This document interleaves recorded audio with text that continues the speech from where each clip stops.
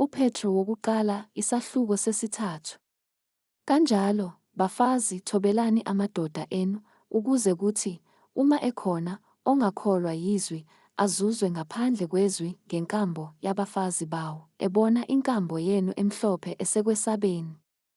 Ukuhloba kwenu makungabi ngokungaphandle, okokwaluka izinwele, nokokufaka igolide, noma okugqoka izingubo, kepha makube ngumuntu osithekileyo wenhliziyo ohloba ngokungabhubhiyo komoya omnene onokuthula, okuyigugu phambi kukaNkulunkulu.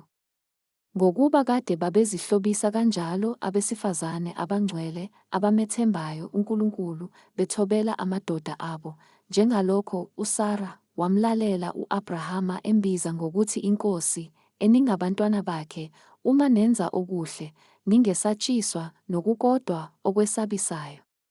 Kanjalo, madoda, hlalani nabo ngokokwazi, njengalokhu owesifazane eyisitsha esibuthakathaka, nibanike udumo, lokhu beyizindlalifa zomusa wokuphila kanye nani, ukuze imikhuleko yenu ingathiywa.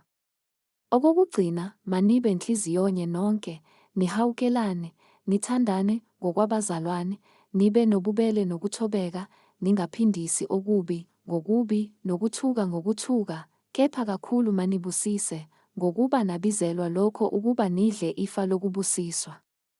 Ngokuba osuka ethanda ukuphila nokubona izinsuku ezinhle, makanqande ulimi lwakhe kokubi, nezindebe zakhe zingakhulumi inkohliso. Adede ebubini, enze okuhle. Afune ukuthula, akujonge. Ngokuba amehlo enkosi aphezu kwabalungileyo, izindlebe zayo zisekunxuseni kwabo. Kepha ubuso benkosi buphezu kwabenza okubi. Pho, ubani onganilimaza uma nishisekela okuhle na?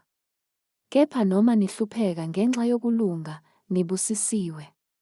Ningesabi ukwesabisa kwabo, ningakhathazeki, kepha mngcweliseni uKristu abe yinkosi ezinhliziyweni zenu, nihlale ningabalungele ukubaphendula bonke abanibuza isizathu sethemba elikini, kodwa kube ngobumnene nangokwesaba, nibe nonembeza omuhle, ukuze kuthi kulokho abanihleba ngakho bajabhiswe labo abathuka ukuhamba kwenu okuhle kuKristu.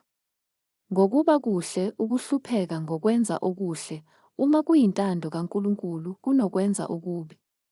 Ngokuba naye uKristu wahlupheka kwaba kanye ngezono, olungileyo ngenxa yabangalungile, ukuba asiyise kuNkulunkulu, ebulawa enyameni kepha ephiliswa emoyeni, ehamba ngawo ukushumayeza omoya, abasekuboshweni abakade bengalaleli, lapho ukubekezela kukaNkulunkulu kubalindele ezinsukwini zikaNowa umkhumbi usakhiwa, abasindiswa ngawo abayingcosana, okungukuthi abayisishiyagalombili ngawo amanzi, enisindiswa ngawo manje nani, ngokomfanekiso, okungukuthi ngombhaphathizo, kungesikho ukususa insila yenyama kepha ukucela kuNkulunkulu unembeza omuhle, ngokuvuka kukaJesu Kristu okhona ngakwesokunene sikaNkulunkulu esenyukele ezulwini, sekubekwe phansi kwakhe izingelosi, negunya, namandla,